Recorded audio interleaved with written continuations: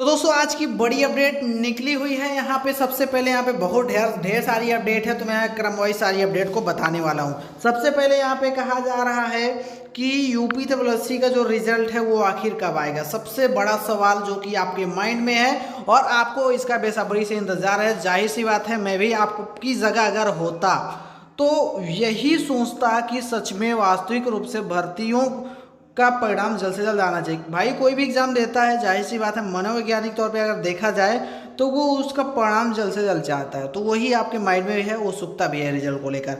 लेकिन यहाँ पे आगे क्या है, चलिए मैं आपको दिखा देता हूँ। सबसे पहले यहाँ पे आपका लेखपाल भर्ती की वैकेंसी आएगी, आपको पता है 7,882 पोस्ट है, जिसका विज्ञापन अक्टूबर में ही देखने को मिल सकता है। और पूरी की पूरी संभावना भी है नवंबर में एग्जाम होगा। क्योंकि नवंबर में एग्जाम इसलिए होगा क्योंकि कैलेंडर जब यूपी तलाशी आयोग लगभग महीनों पहले जारी किया था तो उसमें लगभग यही बताया गया था कि नवंबर में पहला मेंस का एग्जाम करा लिया जाएगा। स्कोर कार्ड आपका 1 साल के लिए मान्य रहेगा, यानी जैसे ही रिजल्ट आपका जारी होता है उस तिथि से लेकर अगले साल की उसी तिथि तक आपका जो स्कोर कार्ड है वो मान्य होगा। अंतक स्थिति में फिर से यूपी सीपीटी का एग्जाम कंडक्ट कराया जाएगा। दोस्तों यहाँ पे सबसे बड़ी दिक्कत तो यही है कि 1 साल ही आपके स्कोर कार्ड की मान्यता है। जैसे कि शिक्षक भर्तियों में अगर देखा जाए यूपी टीटी हो या फिर सीटेट हो, उसकी वैधता 5 साल से लेकर 7 साल तक होती है। यूपी टेट की 5 साल और सी टेट की 7 साल। लेकिन वहीं पे पीटी की अगर बात किया जाए तो यहाँ पे जो वैधता है वो 1 साल ही रखी गई है। कम से कम इसका 2 या 3 साल होना चाहिए। आप इसको लेकर अपनी राय ज़रूर व्यक्त करें, 2 या 3 साल होना चाहिए या नहीं, मुझे आप कमेंट बॉक्स में इसके बारे में ज़रूर बताइए।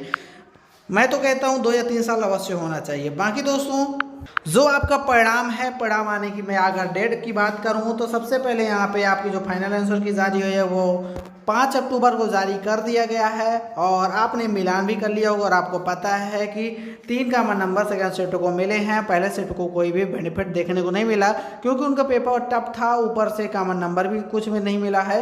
तो इस प्रकार से नॉर्मलाइजेशन में फर्स्ट शिफ्ट वालों को ज़्यादा देखने को मिल सकता है। लेकिन दोस्तों रिजल्ट जारी होने की संभावित जो डेट है वो अक्टूबर ही है और अक्टूबर में लगभग पूरा आपका परिणाम जारी कर दिया जाएगा। रिजल्ट की औपचारिकताएं लगभग कंप्लीट हो चुकी हैं। यहाँ पे आप समझ लीजिए 95% 95% आपका जो कार्य है वो कंप्लीट हो चुका है।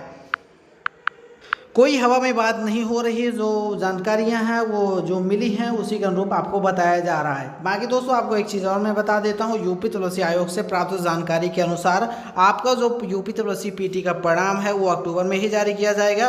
और जैसे ही रिजल्ट जारी होता है, आपको पता है कि मेंस का एग्जाम इसके बाद तुरंत लगा हुआ है, तो जैसे आज रिजल्ट जारी हुआ तो 2 या 3 दिन में लेखपाल भर्ती का नोटिफिकेशन भी जारी हो सकता है। अगर यूपी तलाशी अपने कार्य में तनिक भी मतलब धीमी गति से अगर नहीं चला, तेजी गति से ऐसे ही चलता रहा तो सही में नोटिफिकेशन आ जाएगा। मैं यहाँ पे एक उदाहरण आपको देना चाहूँगा।